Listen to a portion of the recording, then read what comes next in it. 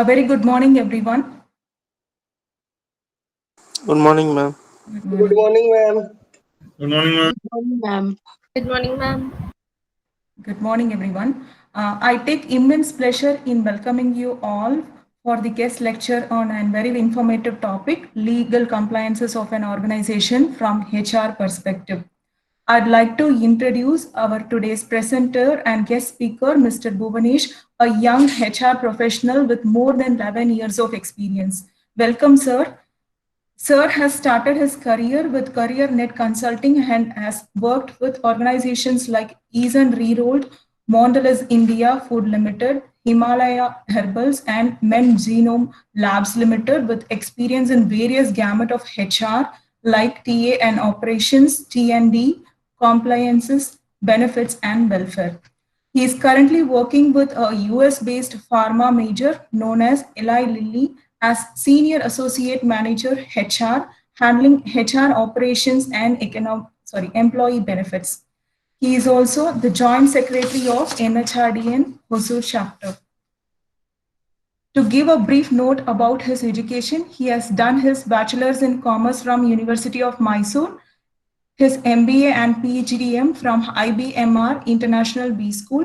He has a postgraduate diploma in labor laws and administrative laws from Madurai Kamaraj University and has completed his LLB from Karnataka State Law University. Sir has won various accolades in national level management fest and events right from his college days and was awarded the Star of the Year by NHRDN Hosur chapter twice for the HR initiatives that he has driven in the region. He has a flair for writing and has contributed to 50 plus organizational and HRD newsletters and is very passionate about HR initiatives driven through NHRD. It is our privilege to have you here, sir. Once again, I take this opportunity in welcoming you on behalf of NSB Academy. Welcome, sir. Thank you. Thank you, madam. Very good morning to everyone. I hope all of you are staying safe wherever you are in this pandemic. Thank you for the detailed. Thank you for the invite. First of all, I am very passionate about talking to students. I'm very passionate about giving it back to the society, and I see this as an opportunity to impart the knowledge that we have gained through our HR seniors so far in our career. So this is a topic that is very relevant at any point of time, right? So it's not seasonal. To understand the legal environment in the business and to pick up a specific topic on it, that the legal compliances of an organization and how do we look at it from the HR perspective. So before we get into the session, I want to understand that all of you are from MBA and are all of you from the HR specialization, or we have a mix of all of it, all the specializations. Sir, we have mix. It, it's a It is a mixed mix. specialization, Mr. Bhuvanesh. Okay, thank you, Kavita madam. Thank you. Okay, wonderful. Okay, because that will help me course correct my talk accordingly. Okay, and then so that I can touch upon other aspects also instead of just talking about HR, so that that will be beneficial for everybody in the group. So, how many people do we have in the group today, madam? Sir, currently we have 60. We expect more people, students are joining. Wonderful. That's okay. That's okay. I am not very familiar with Google Meet, so if I am stuck somewhere, I will need some help. So I'm just a heads up on that. Right, sir. We are there to support you. Thank you, madam. Thanks a lot. Okay, so before we start, I have something to show you. So is this another boring session that I'm going to have? So I have a meme to.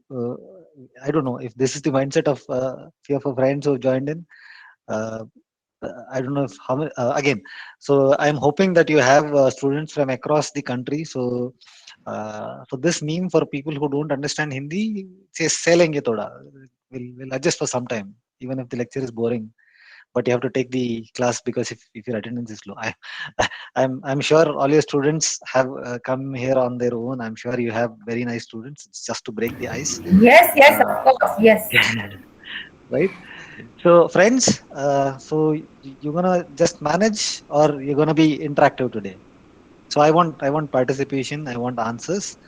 So it's not going to be just a PPT that I'm going to be running. So my entire PPT is full of questions. So I'm going to be looking at answers so that we can go ahead. So if a couple of you are gonna, what do you think today's session is going to be? If a couple of you can answer, then we'll move ahead accordingly.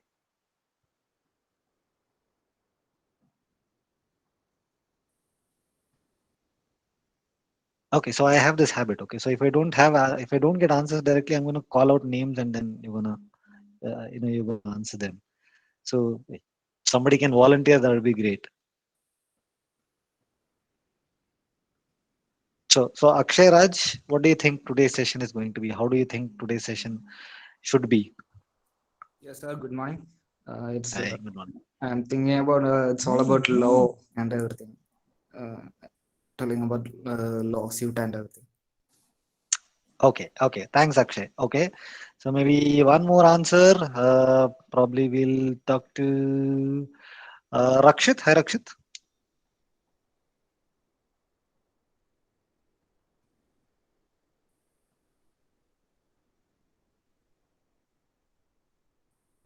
Okay, woman. Hey, go ahead. Sorry, somebody was speaking.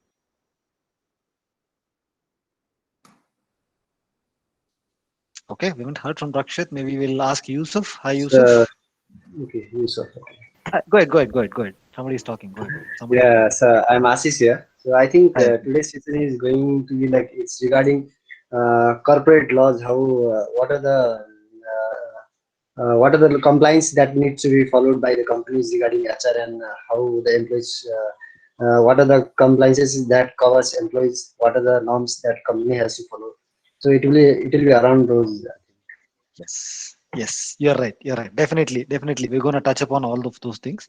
So we'll have we'll have an interactive session. It'll be more of a Q&A between you and me, and then at the end of the session we'll have a detailed Q&A where anybody can ask any doubts, and we'll try and answer as much as I know with whatever I've learned in the industry so far.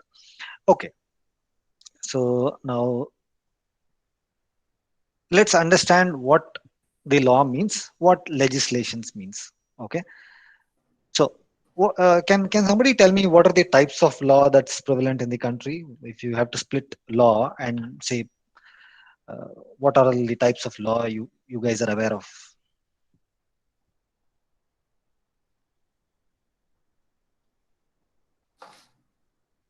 Okay, so if I need to reframe my question, uh, so let's talk about mistakes or crime. So if you have to if you are aware, there are two types of crimes. How will you split those? Can Civil and Criminal law, statutory criminal and law. civil law. exactly that is the answer that I was looking for. Okay, so the civil suits, so the civil mistakes or crimes are known as torts. Okay, so there are multiple types of law governing multiple entities. Okay, for multiple facets of life there is law. Why do you need law? Why do people need law?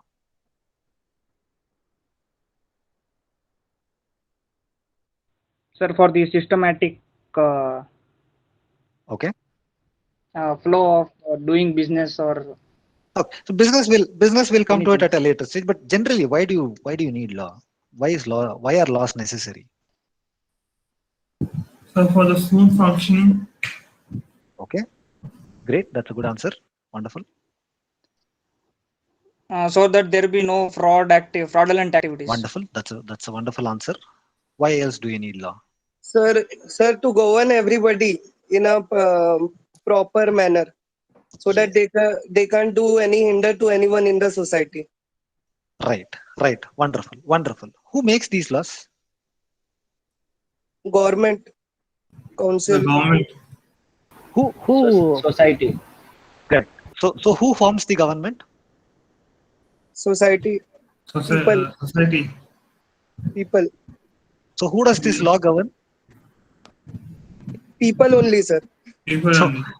so if the law is governing the people and people make the government who makes the law, why can't the people themselves govern themselves? Can they? Can they not? I'm just trying to open a few locks in your heads, okay? No, Don't sir. don't get me wrong. If something like that happens, actually, what will happen? Everyone will be liable for. They will not take care about what will happen to other.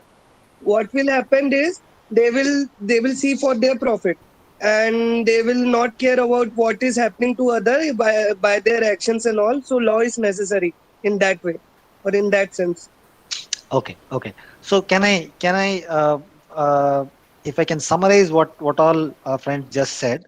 So laws are basically needed to bring about a discipline in our life and to ensure that there are certain rules and regulations to do certain activities. Can we take it like that? Yes, sir. Wonderful. Sir. So what happens if the law is not followed? So now you have a law. So now you all of you agreed that people form the government and government makes the law to govern the people. So what happens if it is not followed? So the ecology will not work properly. Okay. So now if you break a law, what happens?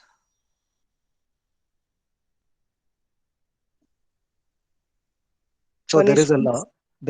There are some set of rules and regulations. So if you have not followed that law, so what happens? Punishment. Punishment, fine. Right. So we can say penalization. Now, Yeah. how many laws are there in India? So if we take the say the IPC or the CRPC, are we aware of how many laws are there in the country, especially Four. us as students? There can be sections, there can be acts. So do we as common people, are we aware how many laws and rules are there in the country? Maybe more than 1,000. Could be. I'm not looking at a number. Yeah, I'm not looking at a exact number at all. So is it practically possible for all the people, all the public in the country to know each and every law that the country is governed by? No. No, sir. Okay. No, sir. Okay, that is the answer that I was looking for. Now, my next question is: now that that person, say some X person, is not aware of a certain law, and if he breaks that law without knowing, okay, if he breaks that law without knowing, can he be let off without punishment? Sir, if he is a citizen of India, like if it's did crime in India and he don't know the law of that crime, so if he, as a citizen of India, he should know he is eligible for punishment. But if you like that person come from foreigners, means outside, he may not know the like culture and of that country, so he may be not punishable for that crime. Okay. Now let us take a simple scenario. Somebody is an Indian citizen. He's a common man. Okay, he's a common man leading a very simple life. He does not know anything much about law. Unknowingly, he makes a mistake, and now he's being penalized for it. So, like we all agreed that it is not possible for everybody to know every law in the country. Can that person know? I did not know that there was a law, so I did not know that I broke it. Can he say that and escape punishment, escape penalization? No, sir. Any individual who is of his Definitely he country has to should know know the law. everything. That is like deemed law. Like he should be knowing it, and he should be punishable for that. But Yeah. sir, in some cases it can be accepted. Okay. So where I was coming to was there is a principle in law. Okay, there is a principle in law. Ignorance of law is not an excuse. Okay, ignorance of law is not an excuse. So you cannot say I did not know a certain rule or a certain law when you have been when you have violated so and so law, even unknowingly.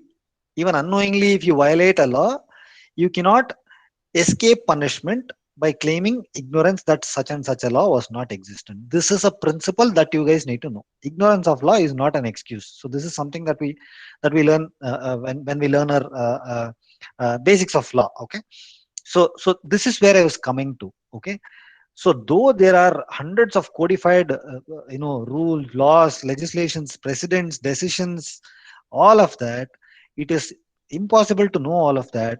But still, if you break it without a mistake, if you do not adhere to it, when you non-comply, when you don't comply to a regulation, when you don't comply to a law, it is not an excuse. So you cannot escape punishment when you don't follow a law. Okay, so if you break the law will automatically win. Does it make sense? Yes, sir. Right. So why I am saying this is, now we're moving into the legal environment to business. So now we're just talking about the legal environment. Now we'll move to a different tangent. We'll move to a different topic, that there is a intertwined relationship between business and legislations. Okay, business and the legal environment. Okay, how? Now, my next question is, what legislations impact the business and at what stage?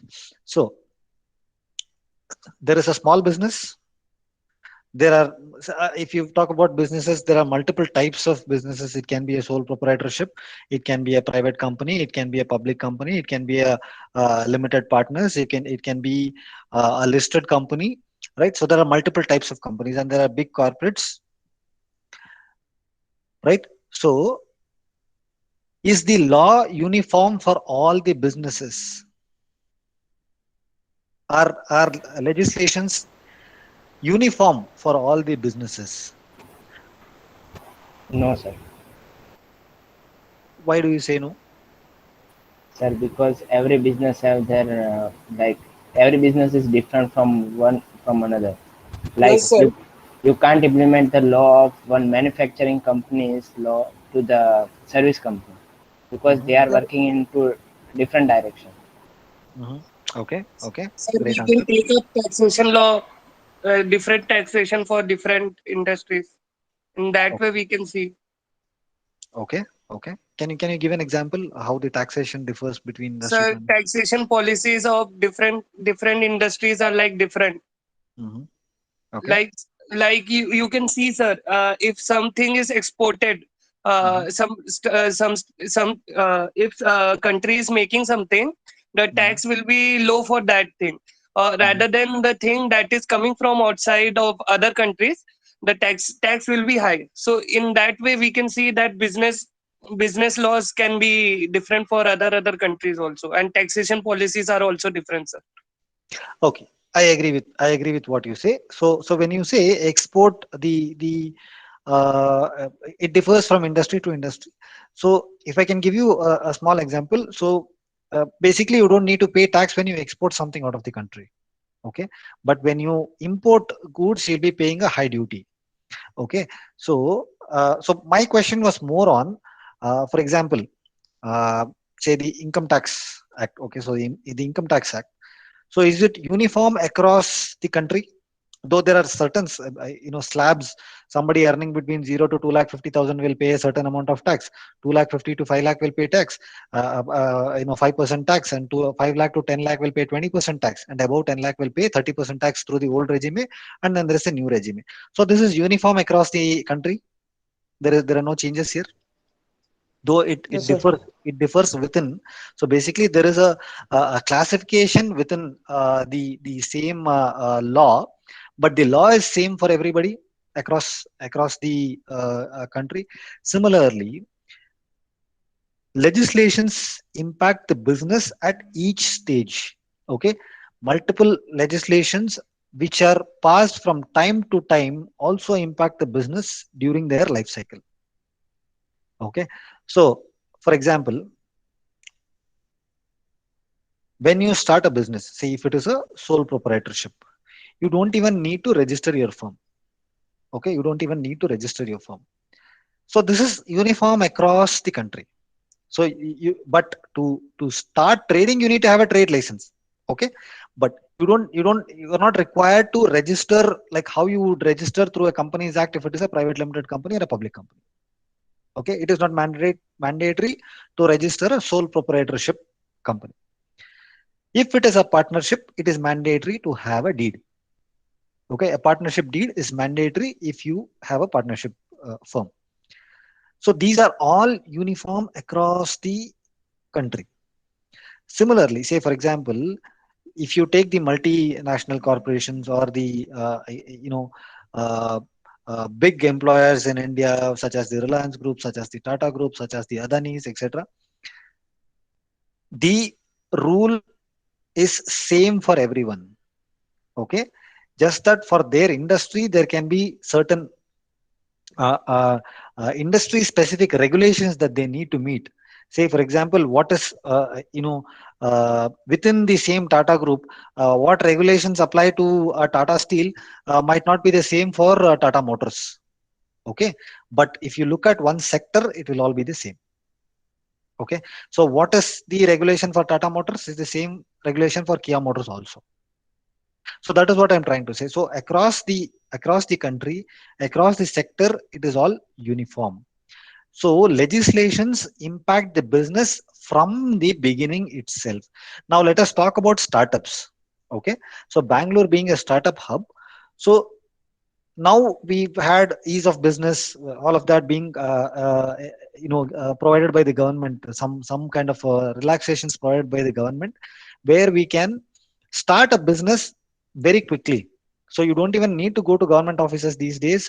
So you can float a company in your home, right, sitting at your home. That is how fast that the new businesses can spring. But when they start growing, okay, say I'll give you one minor example. So if your employee strength goes beyond 10 people, automatically you will have to comply with certain regulations. So let us talk about say Provident Fund, PF. If you cross 20 people, you will need to pay PF for them, mandatory, across all the companies. Doesn't matter if it is a sole proprietorship, doesn't matter if it is private company. But if you are employing 20 people and plus, you are paying salaries to them. If you are registered in the, you will need to register yourself in the EPFO and you will need to pay the Provident Fund for them. I'll come to that at a later stage. So what I'm trying to say is legislations impact at each stage. Okay. Now, when we say it impacts at each stage, does the business also have a say in creating a legal environment, in creating the regulations or the legislations, whatever it is? Does the business have a say in creating the rules and laws of the country, which in turn impact them only? Do they have a say? Yes, sir. We have legal environment to create a business. Okay. So maybe I'll reframe my question. So now I am a business person. I think so and so rule will impact me. So can I make my voice heard to the people who are making the laws, making the rules? Do I have a say in creating that rule, regulation, or modifying it, rectifying it? Yes, sir. Okay. How do you do this? Sir, by law only. No. Okay. So okay, I agree with what you say. But any other viewpoints? So how does the businesses make their voices heard when the legislations are made?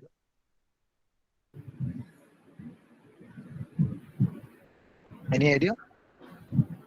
By giving any advertisement or something. Sorry, Abhishek. Sorry, you said something. I could not hear you.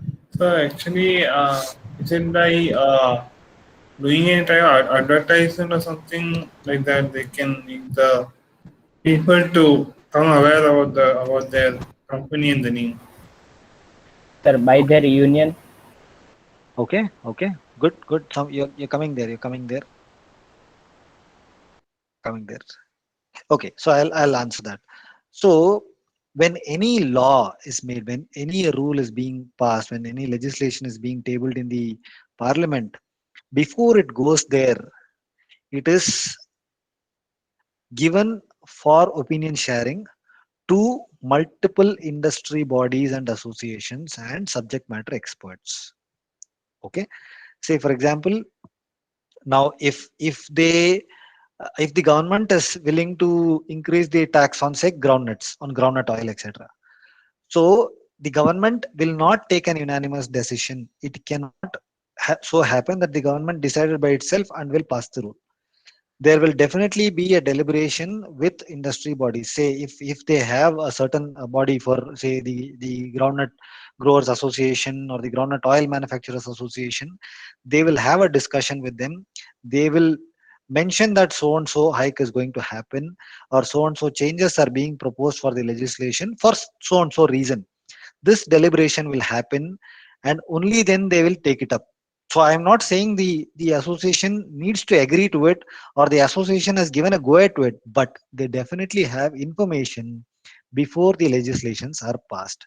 So even the smallest business person would have become a member of this, so their voices can be heard through these industry bodies. So these industry bodies like the CII, the Confederation of Indian Industry, the NASSCOM, all of these, so NASSCOM for the software companies, of course. So all of these industry bodies have a huge role to play in creating the legal environment for existent and upcoming businesses.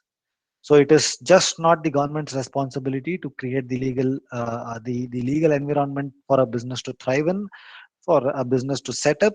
It is also these industry bodies and the subject matter experts. Okay, so that is where I'm trying to come to. Now, what is important? Now there are two parts to look at it. One, a legal environment, sustenance of the existent rules and regulations, sustenance of the legislations, or by hook or crook running a successful business. What is important?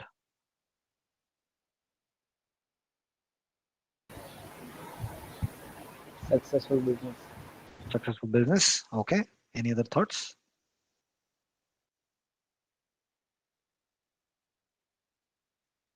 Sir, both, sir. First, legal environment will help to become a successful business, sir.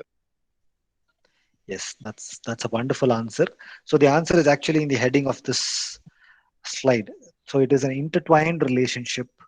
A successful business cannot exist without having a ethical practice, without following the rules and regulations, without having fostered a healthy legal environment. It is not possible. Similarly, following a legal environment, following ethical practices, following the set rules and regulations will not fail a business only because of this reason. Okay, only because of this reason. There can be other reasons that a business can fail, but only because the business maintained a healthy legal environment, only because they followed all the rules and regulations that they were supposed to, a business will not fail. Okay, so now so I used to have a vendor. Okay, so they were into the compliance business. So they would ask us, so anytime when we go back to them for any kind of advice, so the person would ask me, sir, are you a God-fearing company or a law-fearing company? What is the difference between these two? A God-fearing company and a law-fearing company. Both way you get punished. Okay, one way to look at it. What else? Sir, once you don't fear for law, once you have to get fear for God. Okay, wonderful. One way to look at it. Yes, yes, absolutely. Okay, so maybe I will give this statement a little differently. One, you are a law-abiding company, or two, you are a God-fearing company. There are two. Now let us look at it like this: a law-abiding company. You don't need to fear the law if you're abiding by it. If you're a law-abiding company and you're a God-fearing company, what is the difference?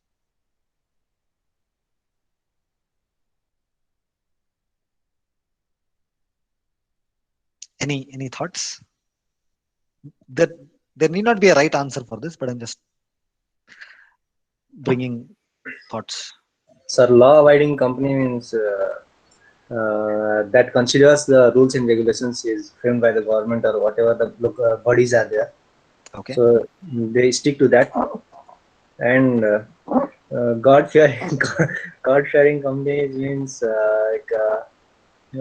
are not they don't abide to the laws, I guess, because they think themselves is superior than laws, so they try to manipulate and all.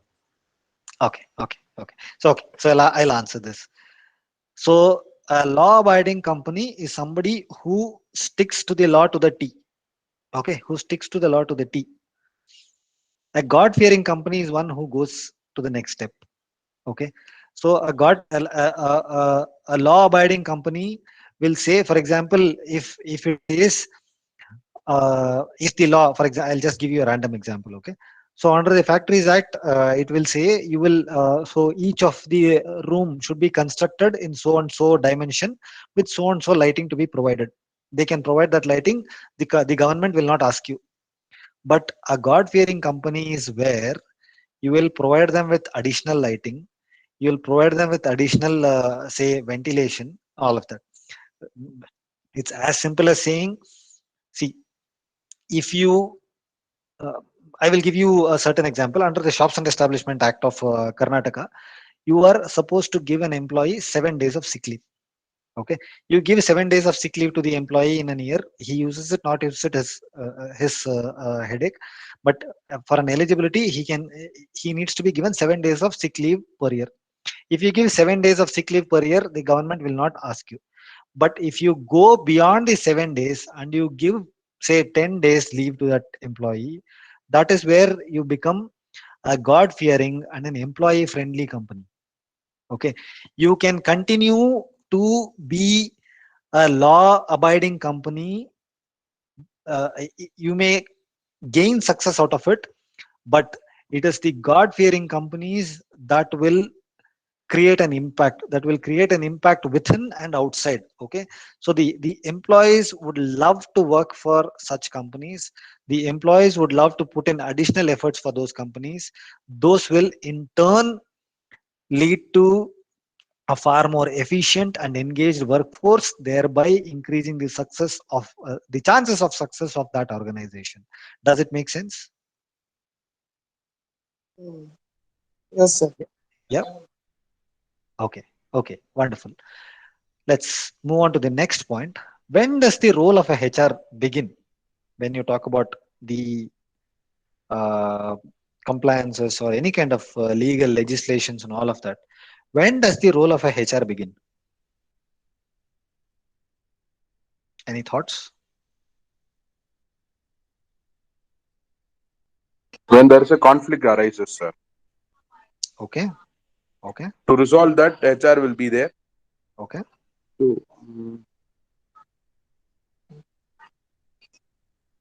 Okay. What any other thoughts? When does the role of a HR begin in an organization? Time of recruitment, sir. Okay, good, very good answer. What else? When else do you think, or when does the role of HR begin? That's definitely a fair answer. So, any other thoughts? Any other thoughts? I think Training, the beginning. staffing, and other things. Sorry. And staffing. Training and staffing. Okay, training and staffing. I think it is needed in every step of the business because it is the first requirement. Because human resource, whatever, like to run a company, human resource is the must. Finance, your budget, your human resource, these things are the must. So it will initiate from the initial stage only. It is required. Right. That's a great answer. So that is what I was looking for.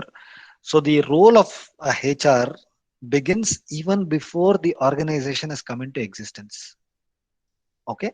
So even before the organization has come into existence, the founder, okay, the founder himself shall act as the human resource, okay, or as the human resource personnel, as the HR representative of the organization. So he needs to start building people connect. He needs to start building the legal environment required for the business to start up. Okay. Now there is a huge demand for HRs who are specialized in greenfield projects. If you guys are aware, greenfield projects are those which are yet to be set up, which are in the very nascent stage, which is the baby stage. Okay, So HRs who have handled greenfield projects are in high demand in the market. For example, so I know our friends from the NHRD Hosur chapter who have been hired for setting up the plant of Ola Electric, okay, which is being being set up about 100 kilometers from Hosur. So they specifically look for these skills where the HR people have liaisoned with the government, liaisoned with the authorities, liaisoned with the stakeholders, with the community in general, who can set up a good space for the organization to grow in terms of obtaining a license. Okay, obtaining a license will also be the responsibility of the legal department, which is mostly under the HR department in many of the organizations, right? To set up, to procure a license to start functioning. From this is where the role of a HR begins.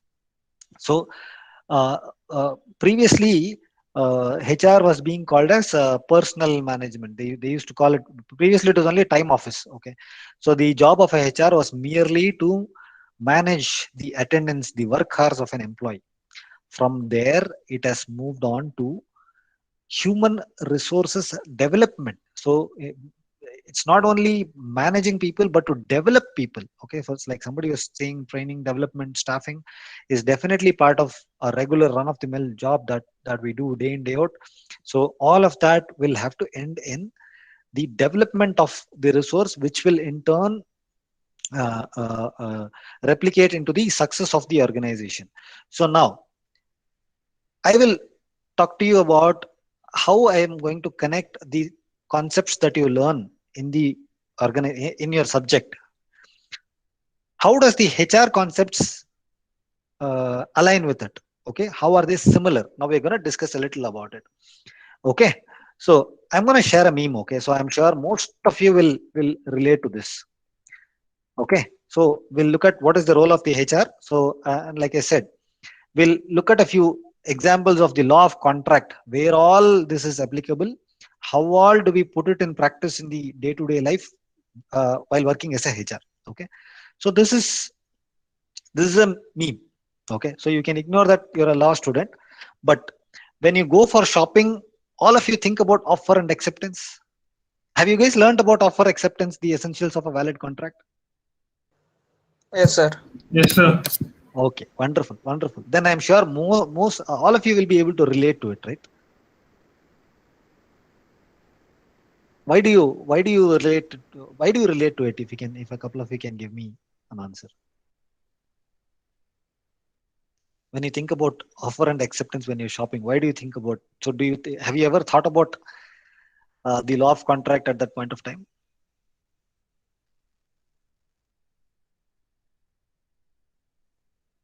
Yes, no?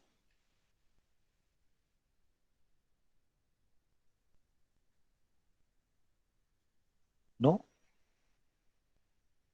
Any answers? So not sure, but maybe during bargaining or something. Okay. Okay. Buy one, get one free. You buy that? Any item. Yes, sir. Right. So they're making an offer and you're accepting it.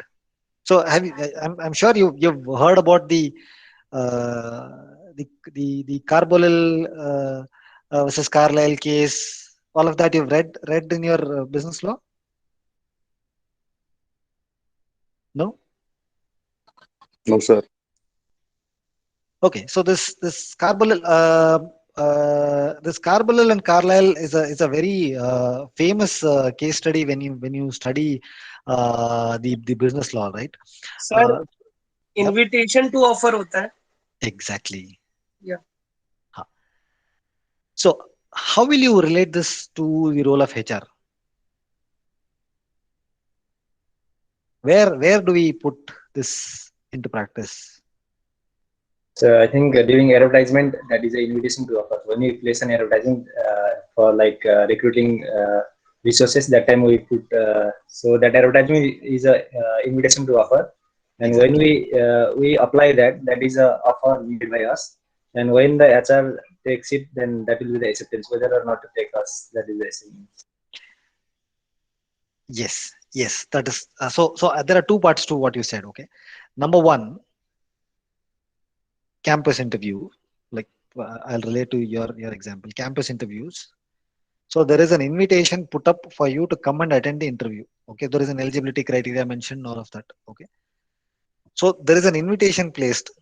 So it is up to you to go to that interview or not. You have the authority to decide.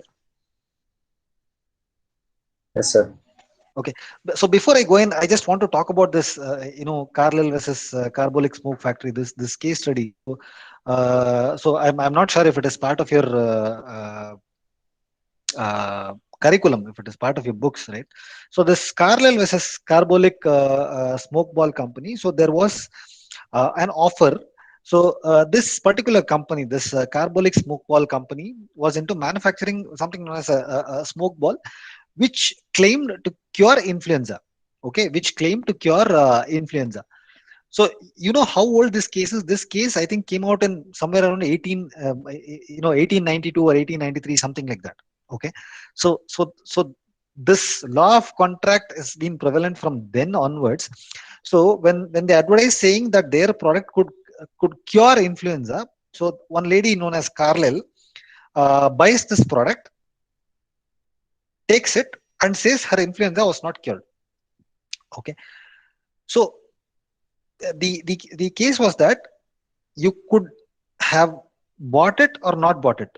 Okay, so the acceptance was made by the lady known as Carlyle. The offer was made by the company. So I'm coming to the same example. During your campus interview, the invitation is put up. The choice is the students to attend the interview or not. Okay, so when you attend the interview, you accepted the offer to attend the interview. Okay, now you go join you go attend the interview, you crack the interview, you get the job. How do you get the job? How do you know you've got the job? Offer letter. Exactly. So in the name itself, it says offer letter. Sir, when we get offer letter. Correct. So it is an offer. So the company is basically offering you employment. Okay, the company is offering you employment. Now you need to accept the same to become an employee. Okay, Yes, sir. only when you accept the offer letter, you become an employee. So that means the essentials of a valid contract is being done here now. So there are other essentials of a valid contract, right? So can somebody list that out? Do you guys remember essentials of a valid contract? That it should not be that you are not forced to sign. So that it is not an agreement with a minor where it is void ab initio. Free consent should be there. Exactly, free consent, no coercion. And it should be like contact details. Sir, Offer and misrepresentation acceptance, sir. also. Misrepresentation, offer and acceptance also. Total 8 should be there. Exactly. So all the 8 must match when we offer the candidate and the candidate accepts it and joins the employment. Okay. So when there is an offer letter given, the employee accepts it, they read through it, accepts it, and only then joins. So if the employee feels such and such clause is not agreeable by the candidate, he or she is free to say, I will not join the company. But you cannot join the company and then question the regulation. Okay, so then there is a terms of employment. Once an employee comes in, he or she will be given terms of employment and an appointment letter to be signed. An appointment letter will have multiple terms of employment. Say you will be on probation period for 6 months. You will have to adhere by this and this law. This is your work timing. These are your work days. This is your job responsibility. You cannot ignore your responsibilities and move away, whatever. So there will be the conditions will differ from company to company, but I'm just giving you random examples. So you will agree to all of this, only then you will be considered as an employee. And so this is happening at the beginning of the tenure, right? At the time of joining. So once you have signed this, you will abide by that employment contract throughout your tenure in the organization. Okay, you will abide by that contract throughout your tenure in the organization. from the time of signing the offer letter, then the next step will be at the time of your say confirmation. After you complete 6 months of probation period, you will be confirmed. Okay, so when this particular activity happens, this confirmation happens, there can be a change to your terms of employment. I'll give you an example. So when somebody joins the organization, when they're put on probation period, if they want to leave during the probation period, that person has to serve a notice period of 1 month. Okay, but once the employee is confirmed, that means after 6 months, where the employee's training and all is completed, the employee, if they need to leave the organization, must serve 2 months of notice period. Okay, why? Because the company has spent time training the employee on enhancing the skills and knowledge of the resource, so that if the person leaves the organization immediately, there will be an impact to the business. So it is to bring in a replacement and train that person. The 2 months notice period is required. So these are terms that you agree at the beginning of the excuse me, beginning of your tenure, but you will be bound by those terms of the employment throughout your life cycle, throughout your tenure in the organization. Similarly, there are certain clauses, certain terms, certain agreements which will hold you, okay, which will bind you even after you exit from the organization. Okay, say for example, R&D organizations, especially this pharma organizations or research based organizations where I worked most of my career. So we hire very skillful scientists, right? So they work on multiple researches, multiple formulas, multiple theses. So they cannot utilize the same thesis, whatever they work for this company, or same formula they've used in the company, in another company, even after they leave this organization. So they'll be bound by a certain contract known as the non-disclosure or a confidentiality interest agreement. Okay, so this is to protect the interests of the organization. Okay, this is to protect the interest of the organization. So this is where contracts have a binding effect on the employee and the organization. Okay, so now the role of HR. So from the HR point of view, we will need to comply to certain rules and regulations which are periodic. Okay, some of the compliances can be monthly. Okay, what can be these monthly compliances? Why do I need to comply to some rules month on month? Say for example, when I pay the salaries to my employees, along with the salary, there is a payment of income tax, there is payment of provisional provident fund, there are payment of labor welfare fund, professional tax. So multiple compliances that the government has imposed, or the government has mandated to follow. So when I pay the salary, it is mandatory that I pay the PF. If I pay the PF, it is mandatory I file the PF returns. So these are all monthly. So these are activities that go on a cyclic basis. Okay. So there are other periodical compliances such as, so I just spoke about payroll compliances. So there is something known as annual compliances. So I initially spoke about how the HR's responsibility starts even before the organization comes into life, right? So a company is an entity which has perpetual existence. Okay, so the founders may come and go, chairmen may come and go, CEOs may come and go, but the company will exist. So it is an entity with perpetual existence. I'm sure you would have read that in your Companies Act, right? So compliances are also perpetual. Okay, compliances will exist until unless the company exists. It is not such that once I do this activity, then I am done. Okay, no. So if I can give you some examples, renewing a license. Okay, so if you are running a shops and establishment organization, so if your organization is registered through the Shops and Establishment Act, so you will have a renewal of the licenses. So you will need to notify who the owner is, who the factory manager is, etc. So if you are running a factory, a manufacturing setup, so you will be governed under the Factories Act. You will be required to procure something known as a factories license. Okay, so if you are into trading, you'll need to renew your trade license. So you will have to issue Form 16s to all the employees that are being paid salaries. So we file quarterly returns. and then so the quarterly returns, so each quarter, and at the end of the year we make sure whatever salaries we tell the government that we have paid is reflected in your form 16s, and you file the return. So that is how the reconciliation happens. So the company files the returns to the company, to the government. The employee also files the returns to the government. So when the reconciliation happens, it should match. If there is a mismatch, then the government has a mechanism to identify that there has been some kind of hanky-panky that has happened. So they'll come and audit our books.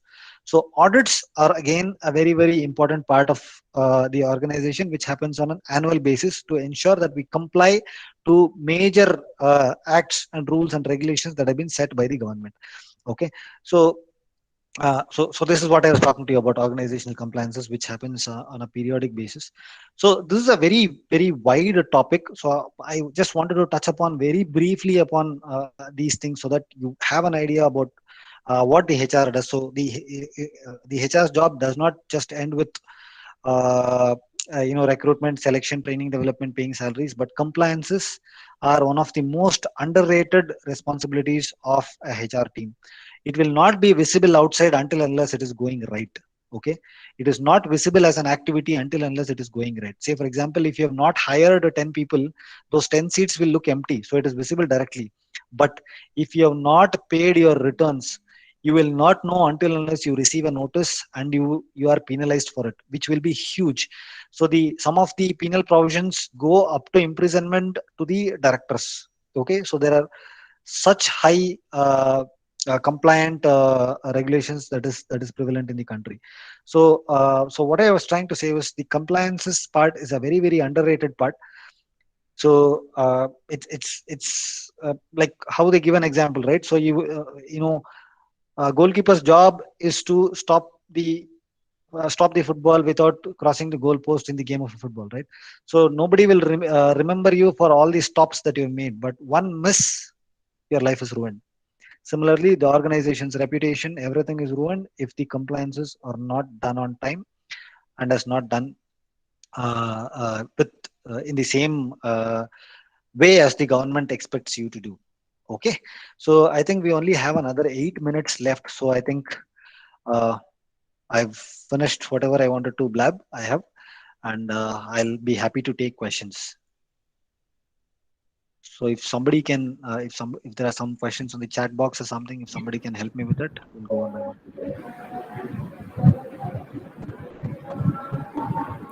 Sorry, is it compulsory for all the companies to follow the the rules put by the government for the function of any organization or not? What do you think? Because many of the organs do not any organs, they just release the gases into the air and water. So how can they improve it? That's my question.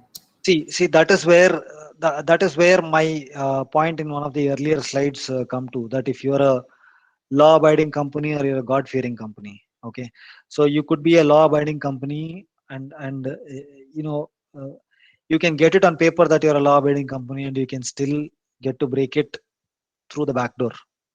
Okay, so that is where it happens. So that is why it is the God-fearing companies that are required for the country's development, and just not law-abiding companies. Just being law-abiding companies is not enough.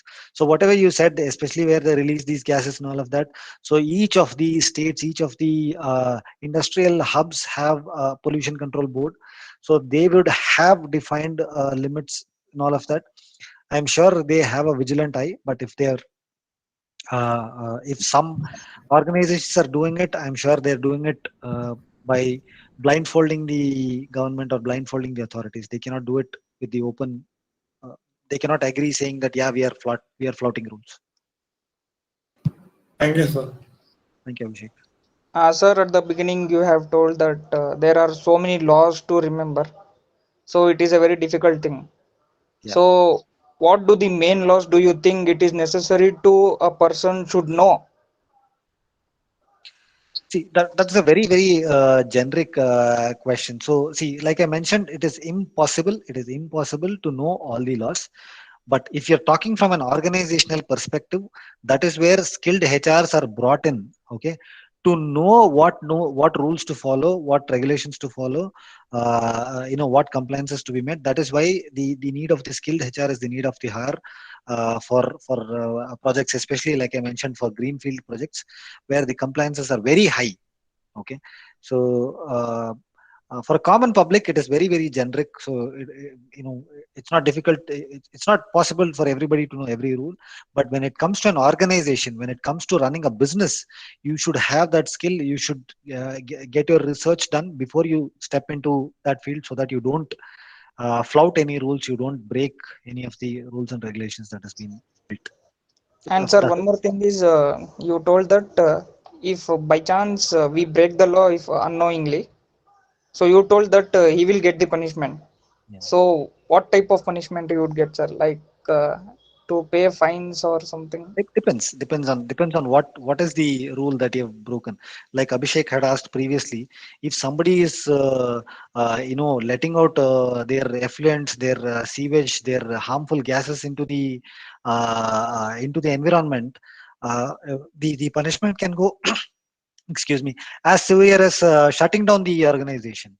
Okay, but if it is a small rule flouting, such as they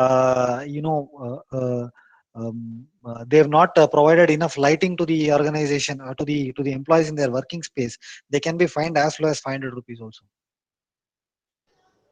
Okay, sir. Thank you. Thank you.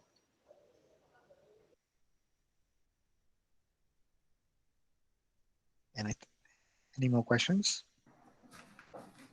Students, you have any other questions to ask?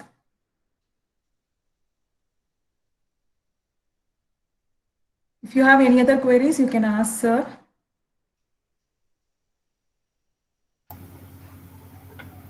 Harish, do you have any question?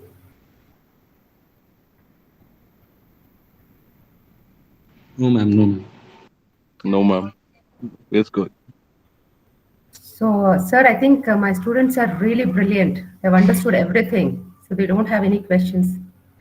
I really hope. I really wish. I'll be glad if that is the one. Yeah. Yeah. I am also doubting my capabilities, that if I have given everything in such a way that they've been able to understand. But I have. You were really awesome. It was a wonderful session. Thank you, madam. Because I just did not want it to be a PPT. I just did not want it to be what is there in the books. I wanted to touch upon it and relate to what is there in the books and what we do in the industry. I hope I've been able to do justice. Sir, I had one friend who asked me regarding this one. She was trying to open one business. Okay, so like fitness business. So when she was trying to reach people through electronic platform, it was like these days we can create any platform and then we can give teach, right?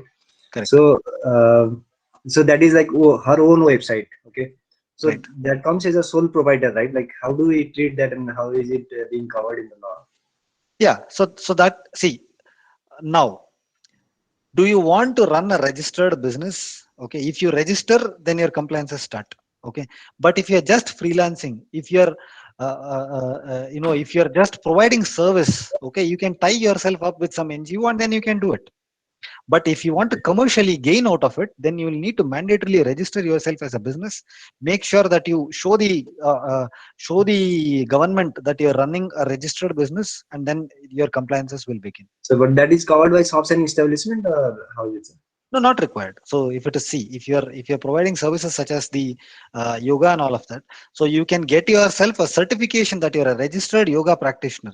Now, if people are coming to get trained by you, and you how do they trust you, right? So you should have a proper certification that you're a certified trainer, and then you can continue doing it. So see, for example, now there are various platforms such as Cult and all of that. So you can enroll yourself as a trainer there, and you can start running your business. So there, what will happen is you will be contracted to them as a consultant. So you will not be a full-time employee with them. Okay, you can continue to have your full-time business or full-time job anywhere. You can have a part-time or a hobby or a consulting engagement with them. So by tying up with existent platforms instead of you getting into the hassle of starting a new business and doing it. But for somebody who wants to start a business, I would really take my hats off to them. So entrepreneurship would be the lifeline of the country. So please do not get boggled down by the legislations that are put in.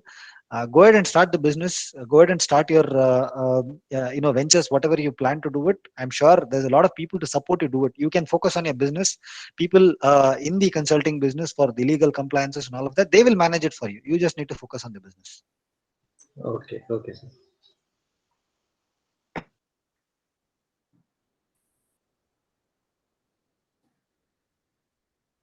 So I hope there is no queries. Anybody is having queries to ask?